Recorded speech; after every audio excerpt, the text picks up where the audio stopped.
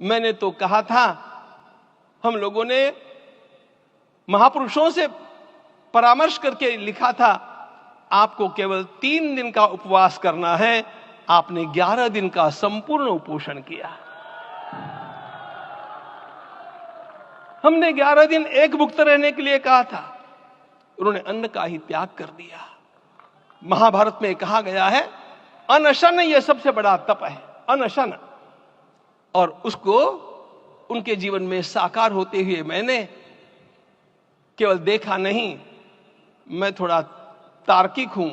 आपकी परम पूजनीय माता जी से मिलकर के मैंने उसको रिकन्फर्म भी किया था कि आपका यह अभ्यास 40 वर्षों का है। ऐसा तपस्वी कोई राष्ट्रीय नेता प्राप्त होना यह सामान्य बात नहीं है। वे इन दिनों में हमने कहा था कि आपको विदेश प्रवास नहीं करना चाहिए, क्योंकि सांसर्गिक दोष भी आते हैं। विदेश प्रवास टाल दिया सांसर्गिक देशों के इस दोषों की संभावना के कारण, लेकिन दिव्य देशों का प्रवास ऐसा किया। नासिक से आरंभ किया, गुरुवायूर गए, श्रीरंगम गए, रामेश्वरम गए।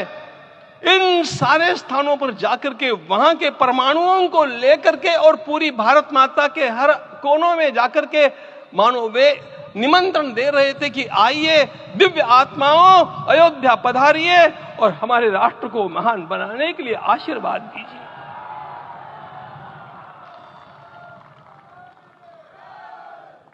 हमने केवल कहा था 3 दिनों तक आपको भूमि शयन करना चाहिए। 11 दिनों से आप भूमि शयन कर रहे हैं। इस कड़कड़ाती ठंड में इस प्रकार का शयन करना,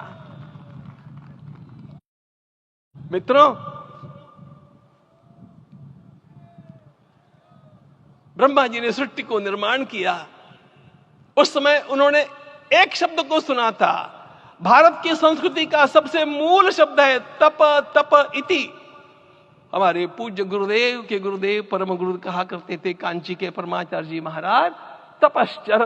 मैं जब भी उनसे मिलता था वे कहते थे तपश्चर। आज तप की कमी हो गई है और उस तप को हमने साकार आप में देखा।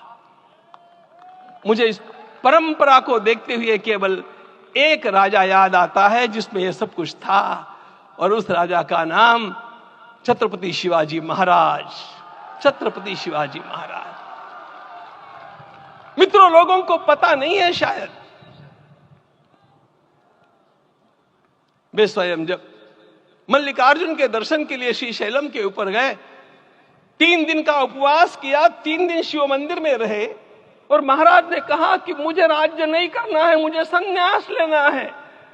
मैं शिव जी की आराधना के लिए जन्मा हूं, मुझे संन्यास लेना है, मुझे वापस मत ले जाइए। इतिहास का वो बड़ा विलक्षण प्रसंग है।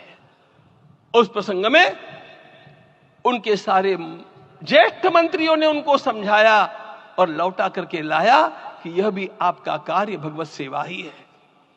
आज हम लोगों को उसी प्रकार के एक महापुरुष ऐसे प्राप्त हुए हैं जिसको भगवती जगदम्बा ने स्वयं हिमालय से लौटा करके भेज दिया कि जाओ भारत माता की सेवा करो। तुम्हें भारत माता की सेवा करनी है।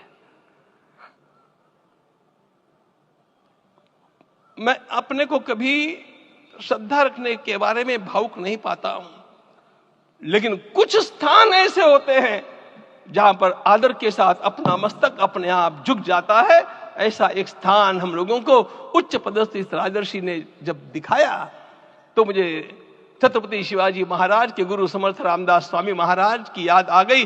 उन्होंने शिवाजी का वर्णन किया, निश्चयाचा महामेरु, निश्चयाचा महामेरु, बहुत जनासी आधारू, अखंड स्थितिता निर्धारू, श्रीमंत योगी, श्रीमंत